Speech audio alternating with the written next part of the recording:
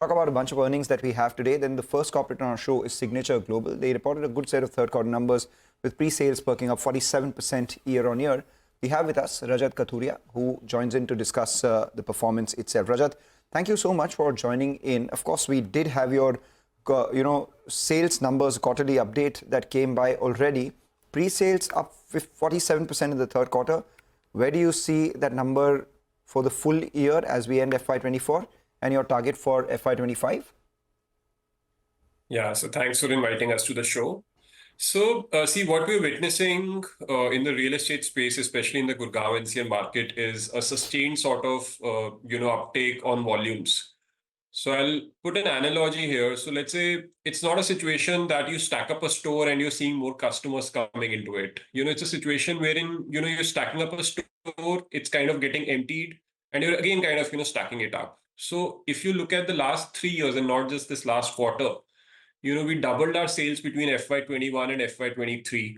For the current year itself, we had given a 30% rise in the pre-sales target, which is at 4,500 odd crores, and we feel fairly comfortable, achieving it for the current year. We will be giving similar, guidance for the future period once, we've achieved this target for the current year, because operationally things, it looks like a very sustained sort of, uptake in demand, and there's no cyclicality, which is kind of visible at this stage. Okay. All right. So your 4,500 crores would equal to what on a year-on-year basis in terms of growth if you compare it to FY23? It's over 30%. Last year we did about 3,400 odd crores of sales, and this would be more than 30% rise during the current year. So you're anticipating a 30% rise going into FY25 as well? Yes, we do believe a 30% rise is achievable in the coming year. Okay. Right. You spoke about the split with regards to your mid-income, affordable and retail business itself. With the forthcoming projects that you have, what is this split likely to be going forward? So see, in the current year, we've primarily done mid-income housing. We are still in process of completing affordable projects. So if you look at the current portfolio, we have about 17 million square foot, of which 30% is affordable and 70% is mid-income housing. This entire 17 million is launched, and only about 8 to 10% of that stock is unsold as of today. This 17 million equates to about 12,000 odd crores of, GMV. If we talk about the forthcoming inventory, which is almost like 27 million square foot, or in value terms, it will be in excess of 35,000 odd crores. This is primarily driven out of projects in the mid-income segment itself, and it does not have any significant or any material component of the affordable housing. Okay. There's an expectation that, there could be a push from the government also when it comes to mid-income housing, something that the FM had spoken about or the finance minister had spoken about during the interim budget. From that perspective, what do you think, or how do you think you'll probably cash in on that in terms of an opportunity? And how would it probably benefit your business, if any? See, government, finance ministers talked about it, and I think they should share more details about, what they plan to do in weeks to come. And, we would also keep a close watch on, what sort of incentives are, provided by the government. But see, the fundamental remains that this is a supply constrained, situation. I personally feel it's happening across the key cities in the country, but at least in the Delhi NCR region, the kind of supply of housing stock which should have been added over the last decade hasn't happened.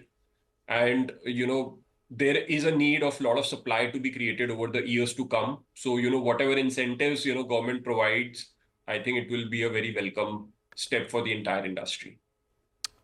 On your balance sheet, let's talk about that, because last time you joined us, you did say that you are anticipating about 3,000 crores worth operating cash flows in FY24, of which the surplus would be around 35% net of the money that you would spend to by the land. And your target net debt for this year is about 1,000 crores. How does this pan out in the next fiscal year as we see it? So we are absolutely on track. I absolutely recall that particular statement. So our guidance for the operating cash flows for the year is 2,900 odd crores. We've already achieved 72% of that target as of December 2023. So we've collected almost close to 2,100 odd crores. We stick to that guidance. We are fairly comfortable achieving between 2,900 to 3,000 odd crores of cash flows for the full year. Our operating surplus for the 9 months stood at 36%. So almost 756 crores of operating surplus got created during the first 9 months. So we are on track of achieving that 1,000 crore surplus for the year. Our net debt as of December end was at 800 plus crores net debt number. So the net debt will remain lower than the operating surplus for the year. So that's our guidance, and we look at it in a very clinical manner. Okay.